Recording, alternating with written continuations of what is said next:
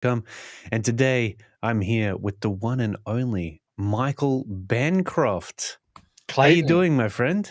do you know that you were the first ever stream I jumped on your show? Yeah. How was that experience? The It first was time good. You were streaming? very welcoming and friendly, and you made me feel comfortable, and yeah. Oh, well, that's nice. I'm glad that I make people, newcomers to streaming, feel that way. Although I was at the time a little bit of a newcomer myself. So we were both in the same boat together. And now look at you, Michael. You've been practicing, honing your skill set as a YouTube influencer. You've somewhat become that in It's our very little weird. arena of the internet. It is And very weird. man, you're taking off like a rocket. Trying to, all Yeah. in the service of awesome comic books, really. And Yes. that's the whole point of it. I never started out thinking I want to be a YouTuber or anything, but I just sort of look at the landscape and saw that, hey, it's not just enough to work on your book and make it as good as you can. People actually have to know about it and they have to care about it. And I see people out there just kicking so much butt on the marketing and promotion side of things. So I'm hoping that if I can marry the two together, we can build something really special. So Well, trying. you are somebody who is kicking a lot of butt with the marketing side of things as far as comics are concerned. And I can say that because I was looking at your YouTube channel today because I was looking for there's a bit of an echo coming through, I think. I was there. Sorry, I've got to put on. Oh, all good. Sorry, my bad. No, that's okay. It happens again, streaming, man, these technical difficulties. But I was looking at your YouTube channel. You've got the YouTube stories going. You've got all the links where they should be in your about section.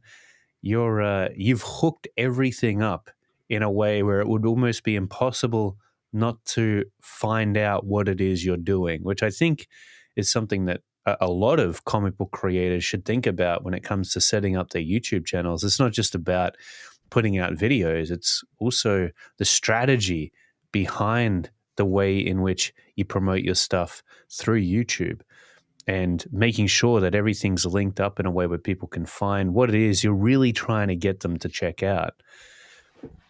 So Yeah, it man, seems like, it didn't all start like that. It was a yeah. long, slow process of building all those pieces up individually, and then trying to get them all to work together. And some of them work together quite well, and some of them it's still all a work in progress and experiment. But no, I really couldn't be happier. I don't think I could be going from someone who was just a complete, unknown element 3 years ago to where I am now. Yeah, I couldn't be happier than how it's all worked out. Well, for those of you who haven't seen you for a while, or maybe haven't seen you at all, let's refresh their understanding of the legend himself, Michael Bancroft. Who are you, and what is it that you do as far as comics is concerned? So I like to think of myself primarily as a storyteller, a writer, who decided that I wanted to tell a story. And then, I've always been into comics, but I never really thought that I would make my own. And then I just came to a realization that my story would work best as a comic. And I was really getting into comics, back into comics, actually, I should say, at that time. And I decided that, you know what, I'm just going to jump into this and turn my story into a comic. And so like, how do you draw comics? All right, well, I'm surprised I didn't actually find your channel when I was, looking that you got that name. But I started working on my comic. Then what was that like? My goodness, probably about 7 years ago now. At this point, my God, it's been that long. Just as a side thing, as a hobby thing, and did that for a while. Uh, Found out about comics on YouTube, and fell in with Comics Gate, and then all this crowdfunding just exploded in 2018, and I just thought, I've everything that I've been working on has led me to this moment, and I have to be a part of this. Whatever this is, whatever it ends up being, I have to be here. I have to be a part of it. Started the YouTube channel just talking about comics and whatever and all sorts of stuff I could think of. Started live streaming pretty much every day for a couple of years, and fast forward to now, I'm about to launch my second book. YouTube channel's going really well, and yeah, it's just here we are. Yeah. So you started the Lucent 7 years ago? Probably longer than that. Longer. Yeah, it You know, seems like it. writing it, it's been a long time in the making. Probably, God, 15 or so years in the making. Yeah. And that was before you discovered this little comic book crowdfunding community Oh yeah, that we all way know before. now as CG. Hmm. So back then, in terms of how you were going to get your comic book out there and make a profit on it, did you always intend to crowdfund it? Were there other avenues you were considering in Well, terms of when I getting it out first there to started, people? you have a dream of being able to sell it one day, but I was literally a nobody. I'd never done this before. I never made a comic before. I drew the first panel I ever drew of a comic properly I was on the first page of my first book. That's out like that. That's how I work. So I just thought, oh, what's everyone else doing who is new to this? And at the time, it was all web comics. So that's what I got into. I started putting it up on Tapas. I put it up on Webtoon. I built up a really good audience over there over the course of about a year and a half or 2 years or something, which is really encouraging. I think if I wasn't able to build up that audience, I don't know if I would have continued. So that feedback was integral. Ended up getting, I think, about 25,000 followers between the two sites, and hundreds of thousands of views, and a really this a reader base of people who would comment and let me know what they like and what they don't like, or what they didn't understand, more importantly. And what is dreamed of, maybe one day when I'm established enough or I have enough content, I'll be able to crowdfund an actual printed copy. But I hadn't had any plans on doing that in the short term. And then Comicsgate happened and the whole crowdfunding boom happened, and I was just like, yeah, I gotta be a part of this. Yeah. Oh, yeah. It was an exciting time. And it still Mm. is exciting. I think sometimes people forget that even if crowdfunding has slowed down a little bit, it's still so much better than the alternative we had before it Yeah. came along. Yeah. People are comparing it to 2018, not Hmm. 2017 and 2016. Compare now to 2016 and you're dancing around in the streets. Oh, yeah. So It's yeah. amazing Yeah. that people can even earn, let's say, $1,000 on a book that they've created. Let me put it to everybody this way. Before that, unless you were some kind of marketing genius, it was very difficult to make any profit from an independent book that you were working on.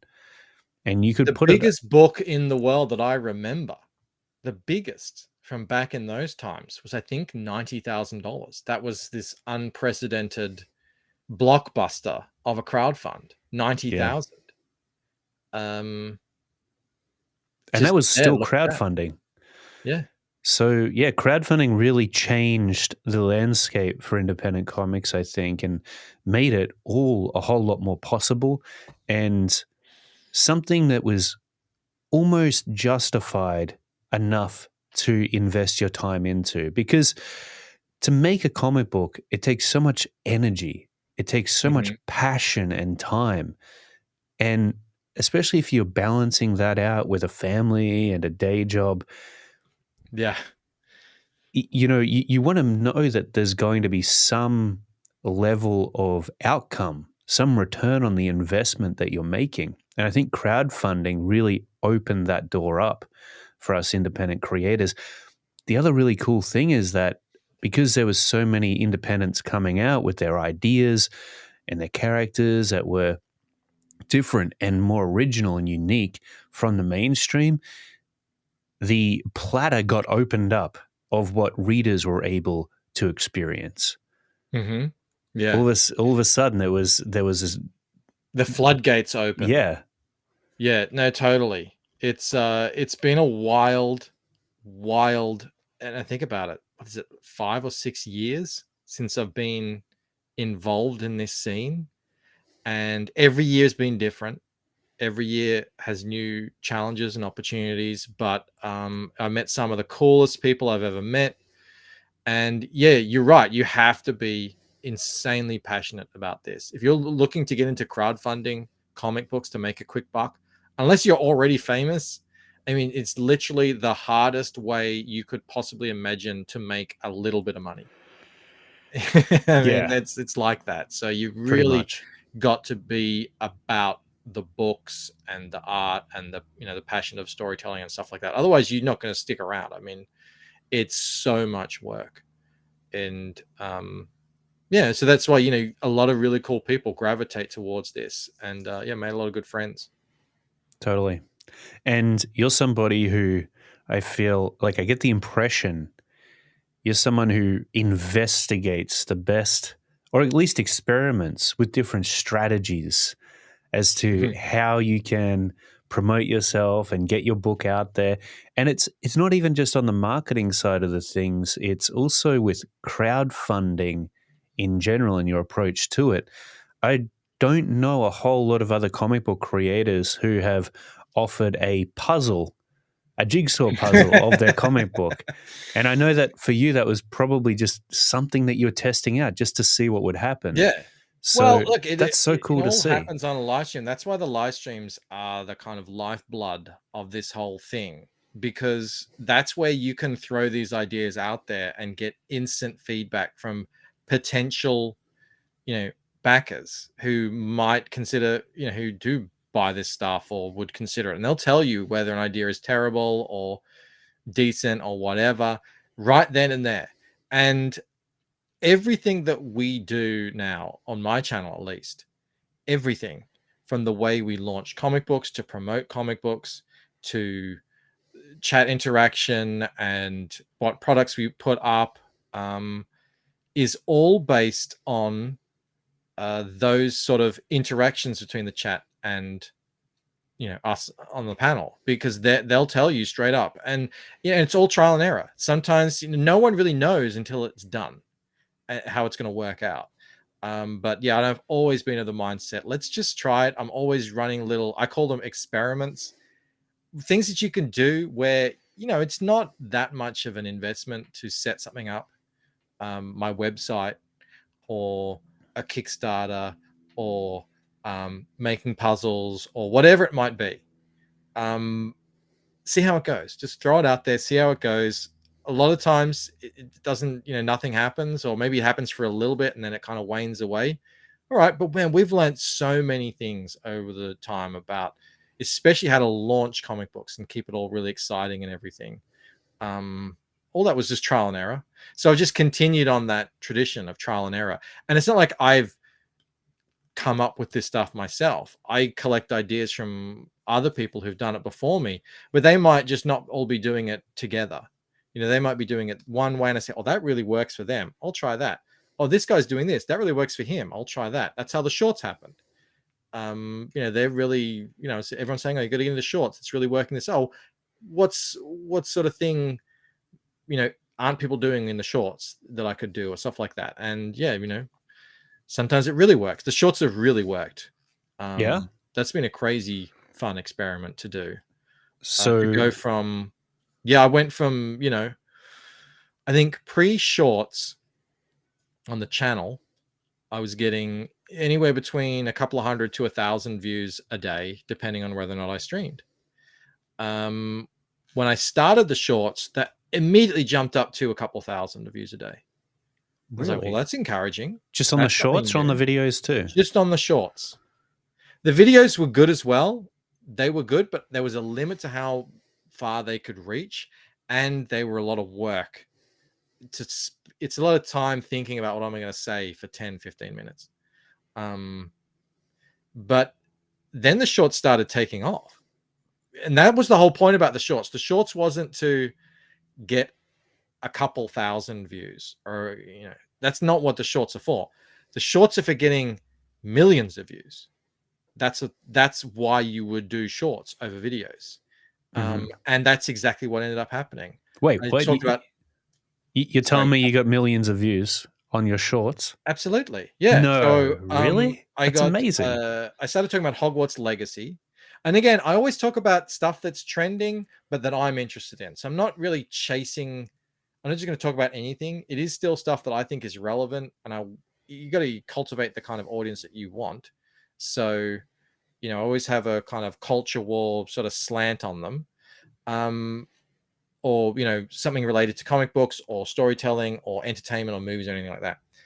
But yeah, Hogwarts Legacy thing happened. Then Mario, the Mario, one of them is about to hit 2 million views, and It's incredible. it is incredible. I went from, a couple of hundred to 1,000 views to last month. I had 5 million views on the channel, Wow. and got, I don't know, 6,000 or 7,000 new subscribers from that. I haven't checked your channel subscriber count in a while, apparently. It's just gone crazy. Well, It's gone absolutely congratulations. crazy. No, it's great. Thank you. And and when I launched a Kickstarter, I put a little pinned comment on all these videos, getting hundreds of thousands of views, and saying, "Hey, check out my Kickstarter." Like, I don't know if anyone's going to click on it, but maybe even if 1% of 1% does, that's still somebody. Well, is there any way that you can tell whether or not that's working and turning into conversions? I guess there's a bit of a path that you've got to follow in order to figure that stuff out, and sometimes it's Yeah, I not don't as know if it's going to clear. be direct conversions like that. That's going to be probably pretty rare. But what I have started to do is I've started to integrate a little bit more of the sorts of things that I talk about in the shorts into the live streams. So use them to draw a crowd in and make it very lighthearted and fun. We're all just having laughs and looking at silly stuff. And then I showed them Borok just earlier, so you get 80, 100, 110 people in there, and then bam. Oh, check out what Clayton's doing. Look how awesome this is. Check out what Von Klaus and Adam are up to with Psycho Killers. Check out what Edwin is doing with the White Leopard. Check out what I'm doing with the Lucent. I think that has really worked for a lot of people. Again, I just look at what other people are doing to make it work for them. And I see a lot of new faces in the crowd who I wasn't seeing before I started doing the shorts. And that's what's great. So, yeah, I'm not seeing huge upticks in live viewership numbers. I think that's all a bit very day component, and whoever else is streaming at that time. But I think it's the way forward. I definitely think it's the way forward. And I'm not trying to get a couple hundred more people watching my streams. I want to see, can we get 10,000 people watching? Why not?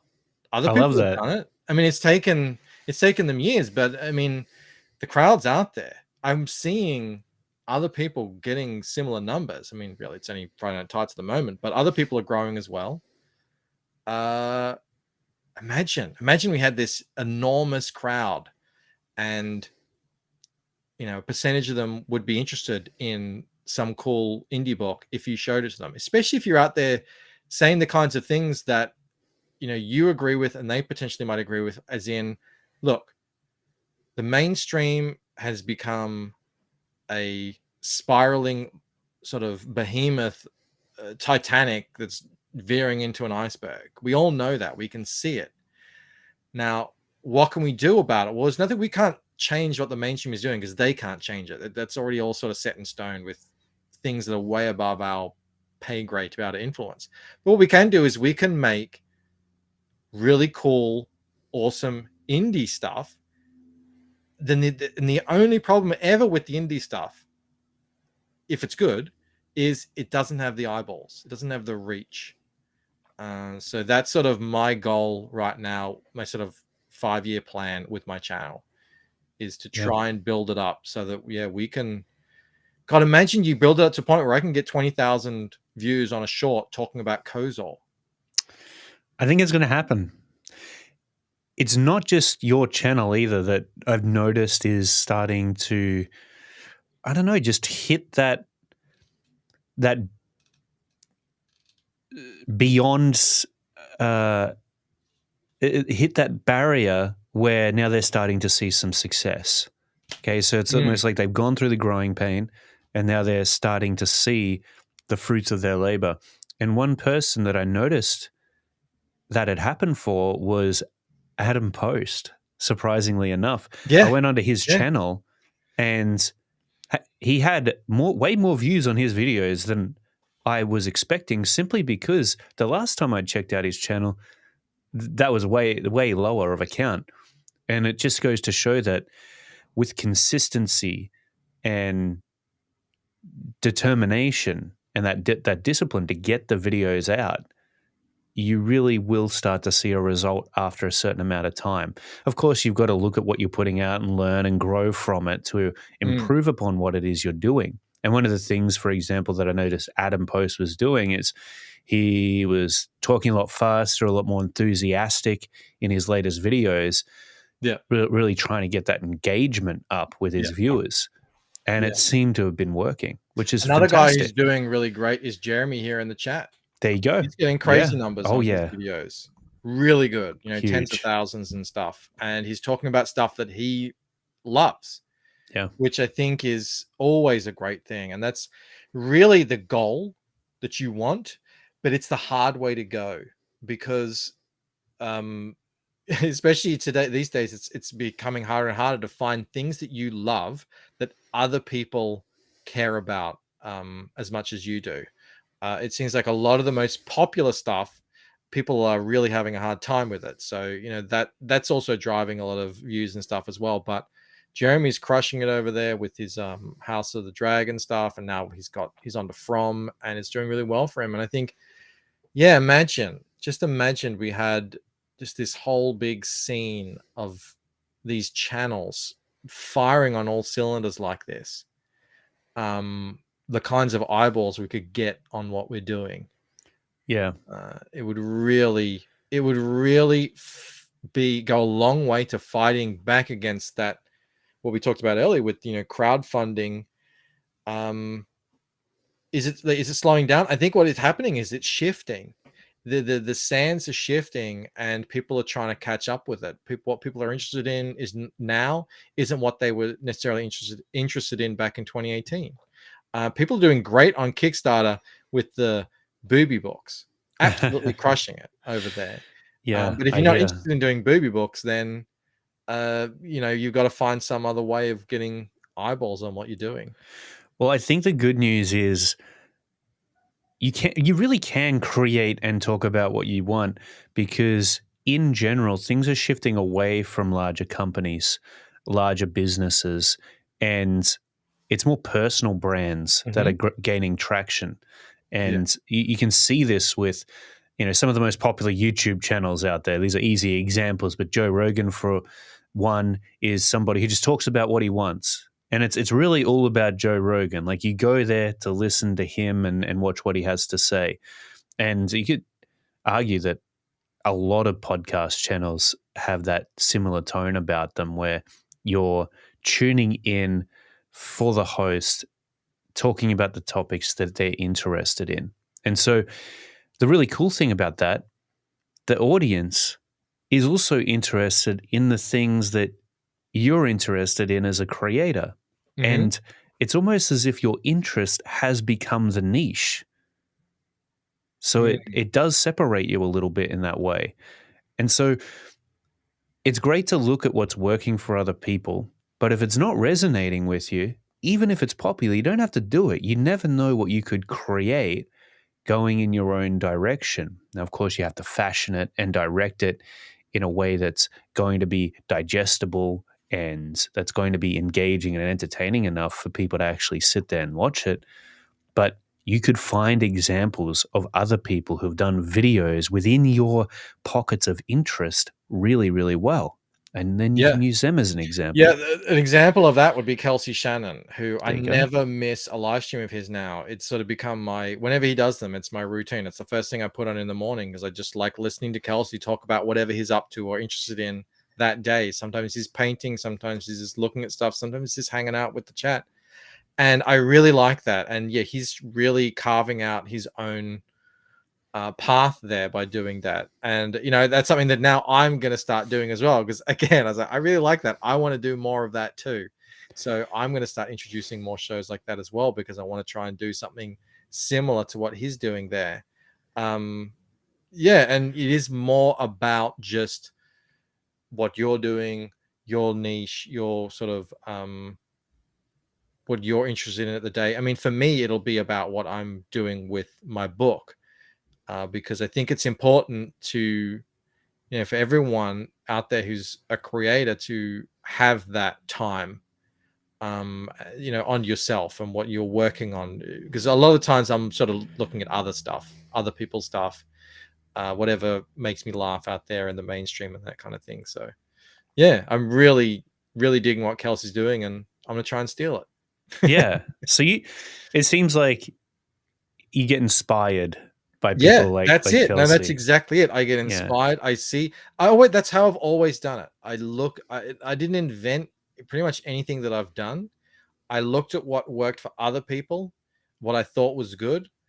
Some of the stuff that they do, I'm not really on board with. It's not my sort of thing. I don't really get into the um like I don't like the let's all just go on a live stream and get drunk stuff. I did that for a little while, and then I was like, oh, that's it for me now. I'm Tried on it, other see if stuff. it Yeah, worked. exactly. Yeah. It was fun, but it's not what I want to make a habit of, sort of thing. Other people are doing, really great with that. They're building up these sort of big party stream channels and stuff. Whatever it is, it doesn't matter. Like whatever it is, um, so I take what I think is what I get inspired by, uh, whatever I see is working with some people, and I just say, is there any way I can integrate that into what I'm doing? For Yeah, sure. and it's working out. I mean, and it is interesting how, yeah, the sort of snowball is slowly starting to pick up, and you notice over time, you kind of stop and goes, well, 6 months ago I was not in this position that I was in, then. So that's good. It's good to see growth like that. Yeah, a lot of the time that growth comes about just by hanging in there long enough. I feel like. Yes, that's see, you're getting in on that's my secret. That's Is it? always been my secret for in Really? any field that I've ever been in. Because if you're going for the here and now, the right now, and you want to crush the competition right now, you have to be the best of the best. You have to be Kenneth Rocafort. You have to be Ethan Van Sciver. And there's only a couple of people like that. And it could be in any field you find yourself in your business, and whatever. Maybe you play sport in a team or something. And I've noticed that as well, that Mm. people can burn like magnesium really brightly, really short, and then they're Oh, gone. yeah. So it is a case, and a lot of this, it is a case of the slow and steady wins the race. Just outlast them. And if you've been around, like I've now been around in CG since 2017, that's 6 years. And it's not just CG; it's here on the internet. It's I've been interacting with indie creators on Twitter, since 2015. So that ends up building up and counting for something over time. And then, man, have I seen people come and go? Oh, yeah. Let me tell you, Big really time. way more talented than me.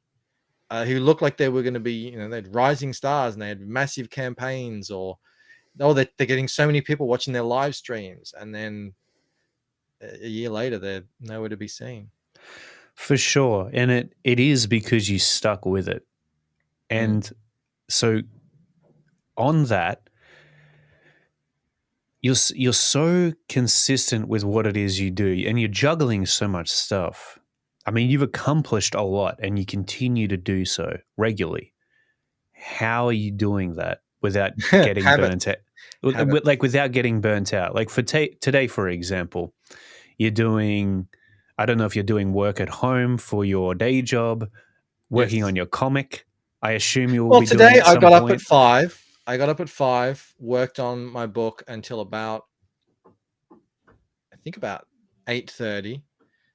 Got ready, set up a stream, went to work, did some of that, and then did my stream. And I'll be going back to work after this stream. And then later tonight, I'll do a short. I will hang out with the family and then get back onto comic stuff.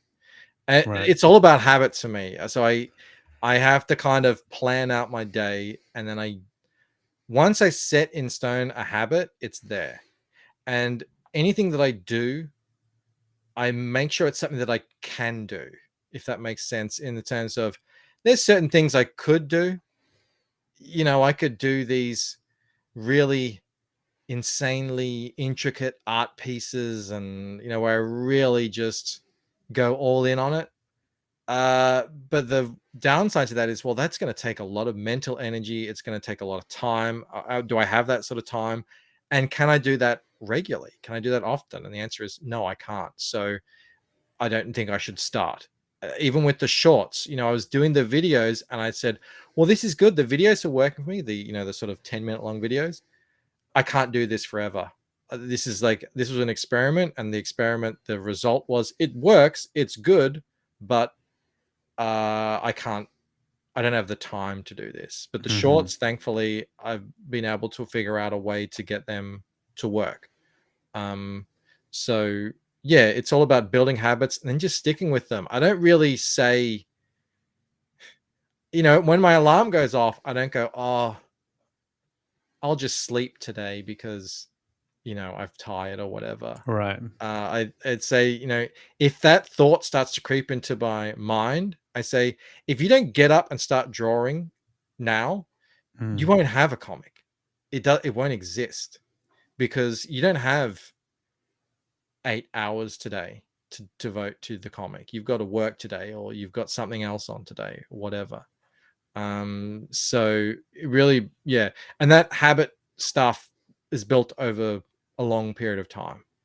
Right. Um, So has it become automatic for you to just go through the same motion every day, same thing? It's works like clockwork. yeah, pretty much. I mean, yeah, it's very regimented. I see people say like, "Oh, you can come do this on a Saturday." I'm like, "Oh, it's gonna be tough." I mean, maybe, I don't know. I've got to, I could probably spare an hour and a half here or something. But other than that, yeah, my days are completely regimented. Like I'm in the military, and they have to be. There's no other way I could do this. Really? I Right. only have certain amount of time to do all the things I need to get done in a day. Um, and it's going to be like that for the foreseeable future. I am the sole um, breadwinner for the household. So, got 2 kids, and yeah, so, I have to, the day job has to happen. But there's I have dreams, Clayton, I've Yeah, got of to, you course. got to go for them. You can't, no time like the present. You can't waste a day. I'm 42 years old. I can't waste a day. That's true. So you've got a lot of motivating factors working Yeah. for you there. The day job is kind of one of those things where you've got to do it, but then your dreams are the thing that is in the back of your mind while you're at the day job, which I think it can make you more disciplined when you get home to actually do the work. Whereas Mhm. if you don't have that, like me, for example, I don't have a real job. Mhm. I can kind So of you find it hard to motivate yourself to sit down and It keep can those be, yeah. hours. Yeah. Yeah, actually, over the last few months, I just had a bit of a bout of being burnt out Mhm. and really trying to find my groove again, which I've started to. Thank goodness. That's why you're here today, having this interview with me. Good. The Good. channel Glad to be a part of it. has been very quiet, and sometimes you do need that downtime, of course. But I think when you're your own boss and you've got to motivate yourself. You could really do anything during the day, anything, and it sort of wouldn't matter because your income is dependent on when you do something. Hmm. It's so you got a little bit of control over that, and so you can take a day off, and it's okay because tomorrow you could do something to make yourself some money. So there's a certain amount of um, it's very easy to let things slide. Yeah, it's very easy to let things slide, and then it's very difficult to reestablish the habits that you've let Oh slip. yeah, big time. Um, and it gets, sometimes it gets harder every time. But the alternative is the things that you've promised, that you've told people are coming, are going to happen, won't happen. And to me, that's an unacceptable outcome. It's I got into this thing. I've been public about it. I put my name on it. I put my face on it. Now I have to deliver on it, because the dream would be, for me at least, I pretty much like what Ethan does, where he uses crowd funds to make his products, and then he uses his channel as his kind of day job. And the channel is, you could spend 2 hours, an hour, 3 hours, 4 hours, whatever it may be. It's pretty fun work, and on top of that, it helps you sell the product that you're making with the crowd fund. So it's all this big synergized engine. um I'm a way off that being a reality where I can just do that, do comics and the channel, and make that work in my life situation. But I'm a lot closer than I was 2 years ago. A hell of a lot closer. Yeah, So who knows what the next couple of years have in store, especially if the sub count keeps going up. I mean, I just passed 12,000 the other day. A month ago, I was on 6. So, um, who knows what'll be in the future. But yeah, you just got to keep that eye on the prize, Clayton. That's oh how yeah, I do it. yeah. I appreciate your insight and advice. I'm gonna take that on board for myself now. Mm. But I think that you're probably feeling pretty confident at this point because if you just stick with it, that's probably going to happen. Those ambitions you've got of making YouTube the day job and doing a comic, I think that as long as you stay on track and keep doing what you're doing, it's just a matter of time. Well, look, I'm quietly confident. I take nothing for granted, though. I understand the fluctuations in this space. I've been a watcher of YouTube since 2011. I've seen multiple adpocalypses and algorithm changes and shifts and everything. So, nothing's set in stone. And you can't, in crowdfunding, you can't take anything for granted. You might be the hottest guy on the planet on one day, and then the next day everyone's forgotten about you. That's how crowdfunding works. It's like, what's next? So yeah. But look, I'm, again, like I said, I'm feeling great. I'm feeling like I'm in a really good position. I feeling great about, most importantly, I'm feeling great about the story itself, and Good. where it's headed and how it's being received. And yeah, so yeah, feeling good. It's a lot of work though, but feeling good. Oh, yeah, definitely. It's always a lot of work. So, we were talking a little bit about before the different topics and ideas that people come up with in order to promote their comic books. So, video topic ideas on their YouTube and whatnot. Mhm. And we noted how you could possibly talk about almost anything and make it work. But what is it do you think helps people buy comic books the most in terms of the categories and the topics that would be ideal to get into on your channel? Because, for example, I love conspiracies, you know, but but Just would show with Patrick. would talking about conspiracies on a YouTube channel sell a comic? It's Well, hard that to could be a bit say. niche because you're if you had a comic that has conspiracies in it, Mm, yes, maybe, but just general comics, maybe not. yeah. It's You know, so I've different. found, to me, what's worked for me, and I've again, I didn't come up with this, is I found that, well, people who were talking about this sort of stuff, pop culture, geeky stuff, comics, obviously, that kind of thing, have traditionally, if they have a big crowd, they've traditionally done quite well with their crowdfunding. Razor Fist talks about pulp literature a lot, and he sells pulps, and he sells a lot of it, and he's made a western. He talks about westerns a lot. Now he's made a western comic book, and that's selling. Um, you know, the, it's not so much though. I don't think about the content necessarily. Mm, Eric July, I mean, the number one guy by a long shot. He talks about all sorts of things: politics, pop culture, movies, music, libertarian politics, all sorts of stuff. The thing that he does, the key to it all is, better than anyone else, he inspires people to invest in him. mm. And that is the real X factor. And That's how the does he do that? difference. Well, how does if I had the answer to that, I would put it in a bottle and I would be selling it to everyone for $1,000 a pop. How does he do it? He's inspiring. I mean, that there's no other way around that. I know that sounds like a circular definition, but that's it. I mean, he has found a way to inspire people to invest in his vision. So he sold them on a vision, and then he sold them on the idea that they are going to be a part of the plan forward. Now, and that's like I said, that's the difference between a guy who has a similar or even larger audience than he does, and there are people out there who have tried comics with much larger audiences than he has, and they haven't worked because those people haven't inspired people to invest in what he's working on and what he's creating. So yeah, I try to emulate that as best as I can. But there's only one Eric July. There's only one Ethan Van Sciver, and Yeah. that's the reason why they're the two biggest names in this space.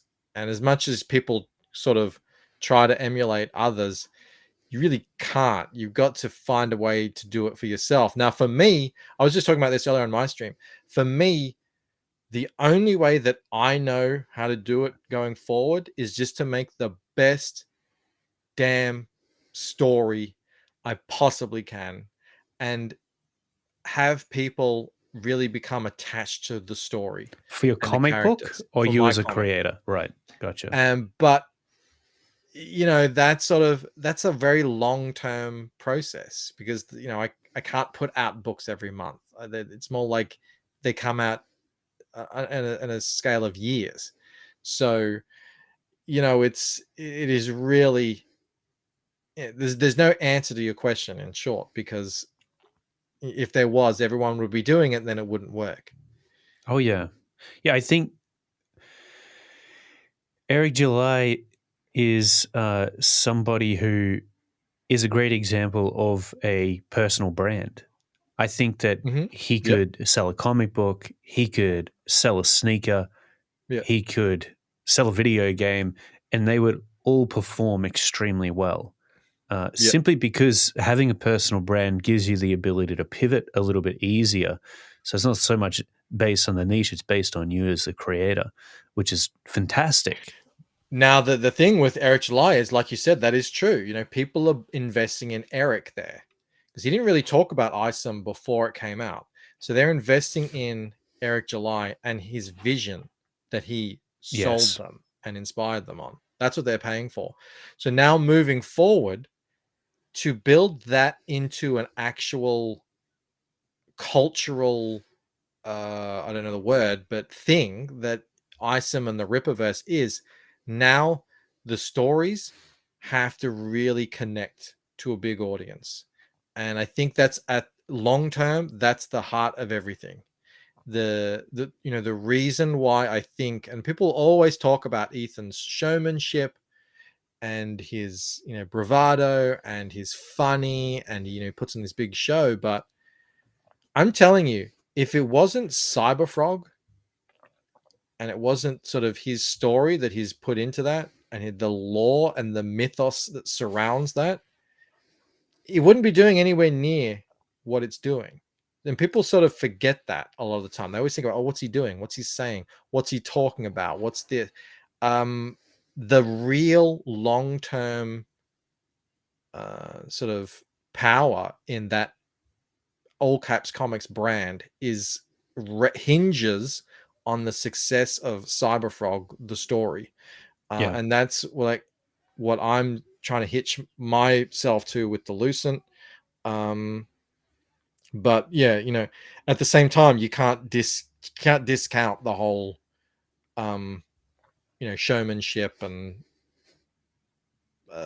events and all that sort of stuff. And again, like how Ripper just absolutely Ripper had 20 or 30,000 signups to his campaign before it launched, and he launched it 2 days before it went That's live. I incredible. mean, yeah, talk about marketing. Just completely up turned over all the tables on the way things are done. Yeah. And everyone's sort of scrambling to now. Yeah, well, he's definitely somebody who's worth studying. And because he is just like us, I know that he's bigger and he's maybe been doing it for longer, but still, he's somebody who started out with 1 or 2 subscribers and built up. And Yeah, people yeah, like that's what that, people they forget a lot they of the leave a time. path. Yeah, it's And like people think, oh, he's big time. Yellow Flash, he's got 400,000 subs. I remember when Yellow Flash had 10,000. That Umbrella guy, yeah, I was watching him when he had 5,000 subs, and all he did was talk about stock prices for IDW. Yeah.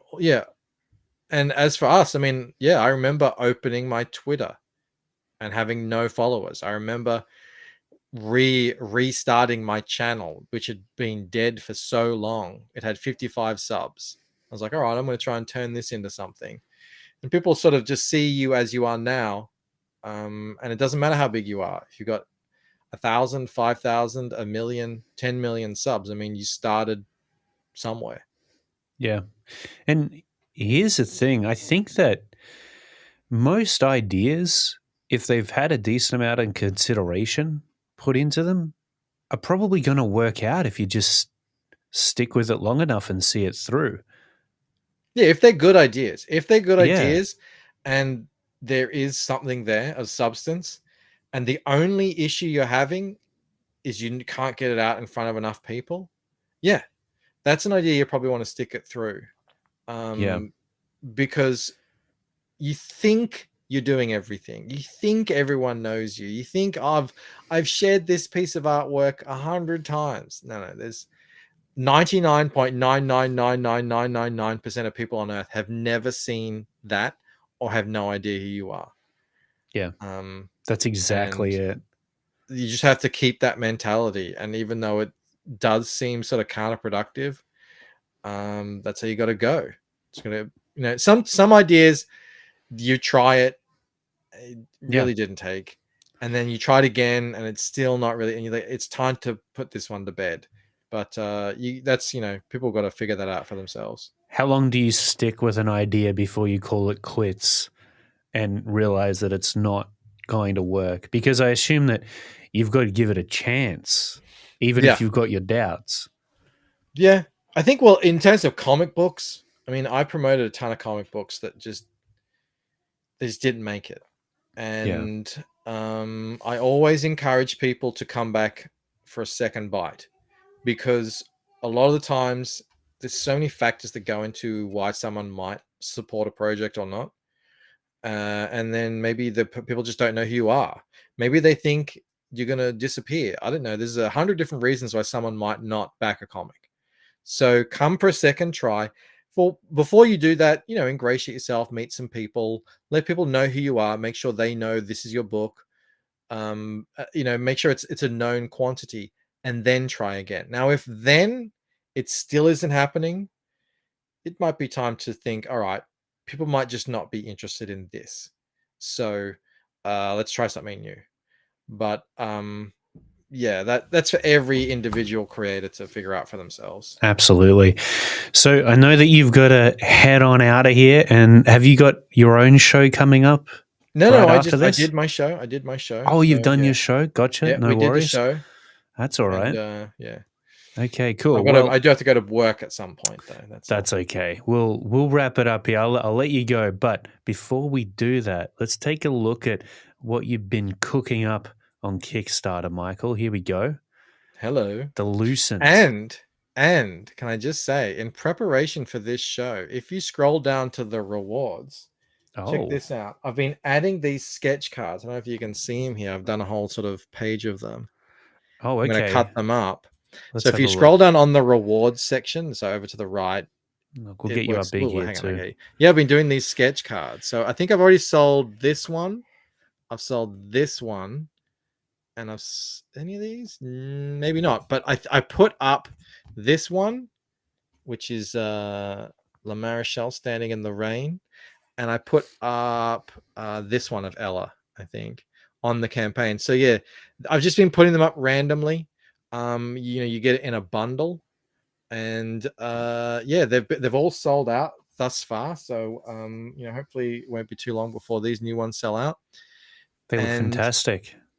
yeah, they're fun little things. I mean, I'm just sort of redrawing things that I've had in the book, but you get to see them bigger. They're hand drawn. You get to see There they are. there they are. Yeah. Beautiful. So Again, if another anyone little. wants a little sketch card with their book, that's Yep. where to get it.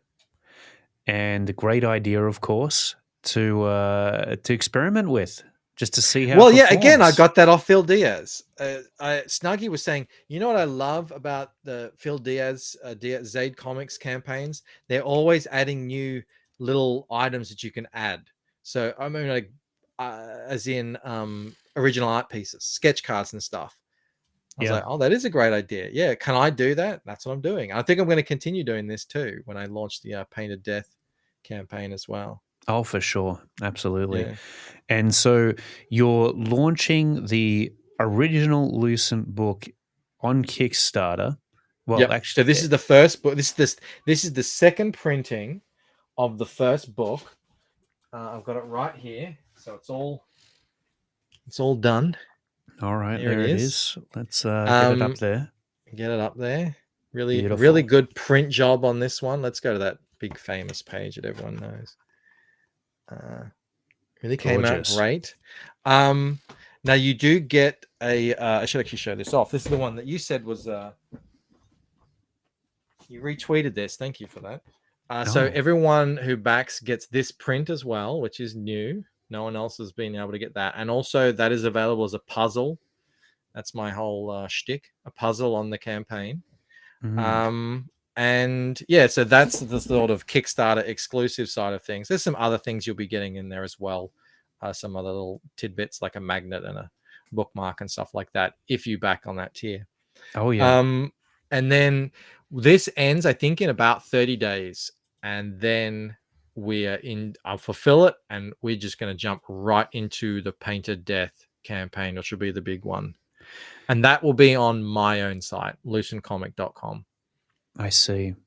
So this is somewhat of a last chance to get you know the what first you know what book it before was. the second. You know what it was? It was well, first of all, Indiegogo to me has been really dropping the ball in so many different ways. There's Yeah. shadow banning. There's the other day they were I mean, it was accidental, but they were doxing creators, and their explore section is just, I mean, it's an absolute farce. It's not, you can't even search anything.